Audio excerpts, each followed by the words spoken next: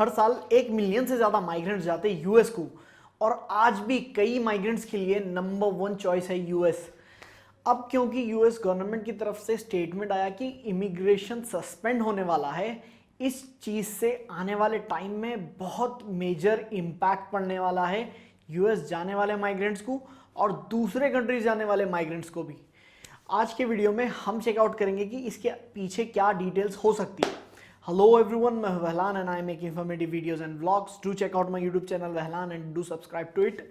तो Donald Trump के पास से एक ट्वीट आया रिसेंटली कि इमिग्रेशन सिस्टम टेम्पररीली सस्पेंड हो जाएगा।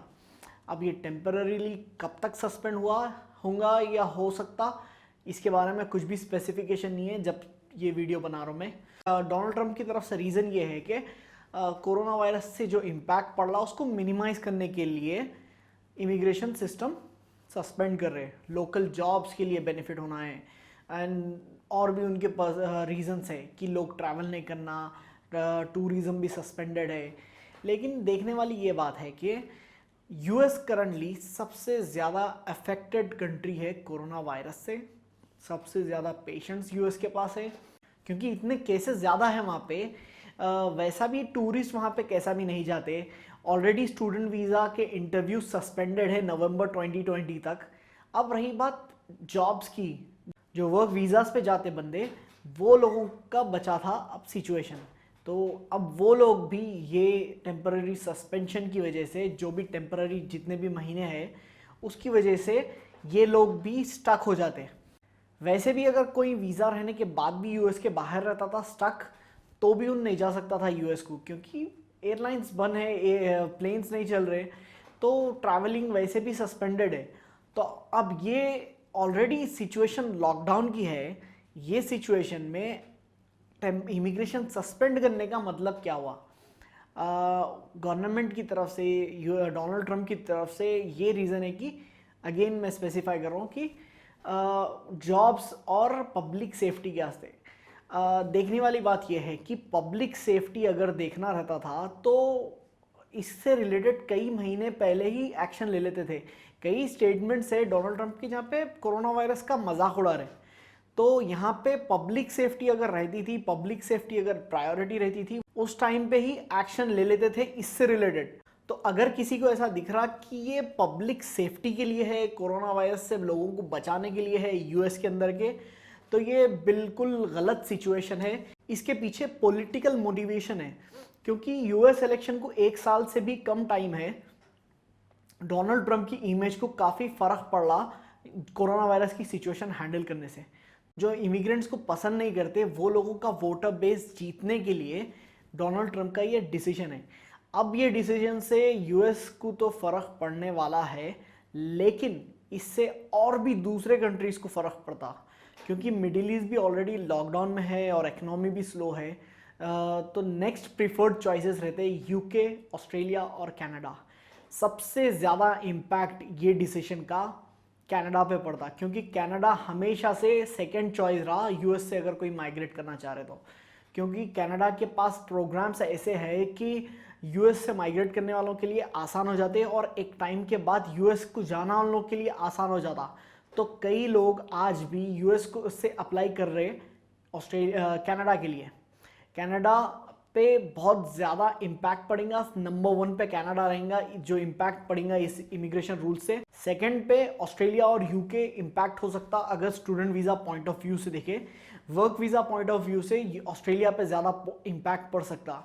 ऐसा नहीं है कि ये चीज़ पहली बार हो रही, क्योंकि ये ऑलरेडी 2016 और 17 में देखने मिला था। तो इस चीज़ से काफ़ी क्या पड़ सकता है इसका आइडिया है हमको।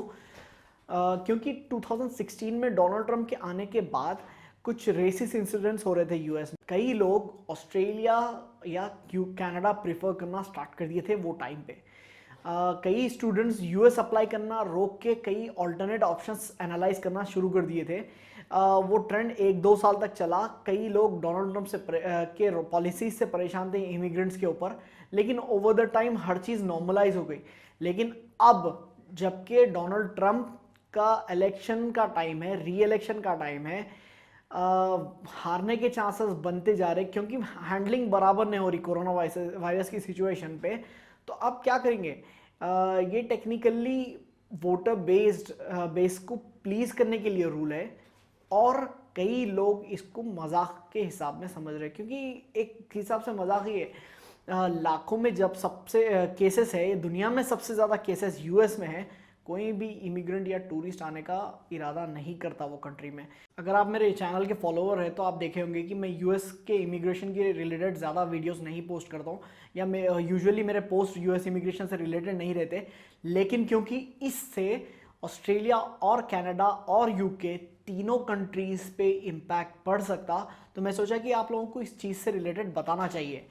क्योंकि 2017 और 16 के बीच में, 16-17 जो रेंज था डोनाल्ड ट्रम्प का फर्स्ट इलेक्शन टाइम, वहाँ पे जो पॉलिसीज़ आ रहे थे दिख के, या पॉलिसीज़ आने वाले हैं सुनने में आ रहा था, उसकी वजह से ऑस्ट्रेलिया और कनाडा दोनों का इमिग्रेशन सिस्टम एकदम क्राउडेड हो गया। अब क्योंकि जब पॉलिसी चेंजेस के एक्सपेक्टेशंस थे तब क्राउडेड हो गया, अब तो टेम्पररीली सस्पेंड कर दिए। टेम्पररी कब तक है वो तो अभी करंटली मालूम नहीं, ये वीडियो जब मैं बना रहा हूँ, लेकिन आने वाले टाइम में ऑस्ट्रेलिया और कनाडा में इमिग्रेंट्स जो है काफ़ी डिफ़िकल्टीज फेस कर सकते, स्टूडेंट वीज़ास के रिलेटेड डिफ़िकल्टीज फेस कर सकते, अगर पीआर के लिए कोई अप्लाई कर रहे तो भी डिफ़िकल्टीज फेस कर सकते। करंटली आईएलटीएस और पीटी एग्ज़ाम दोनों भी सस्पेंडेड है बहुत से कंट्रीज़ में, तो जब तक वो एग्ज़ाम के रिजल्ट्स नहीं रहते, ऑस्ट्रेलिया और कनाडा दोनों के लिए भी वैसे भी अप्लाई नहीं कर सकते, पूल में नहीं जा सकते। लेकिन जब तक मार्केट ओपन होती वापस, और यूएस के जो एस्पिरेंट्स है या यूएस में ऑलरेडी जो लोग हैं जो ऑल्टरनेट ऑप्शंस देखना चाह रहे हैं, वो तब तक एनालाइज करके बैठ जाते कि ऑल्टरनेट ऑप्शंस क्या है। और जैसा ही मार्केट ओपन होंगी, असेसमेंट के डिपार्टमेंट्स ओपन होंगे, और जब डॉक्यूमेंटेशन स्टार्ट होगा, तो यूएस के ऑल्टरनेट में जो भी कंट्री ज़्यादा प्रिफर्ड रहेंगी वो आप और हमको दिखने में क्लियरली मिल जाएगा।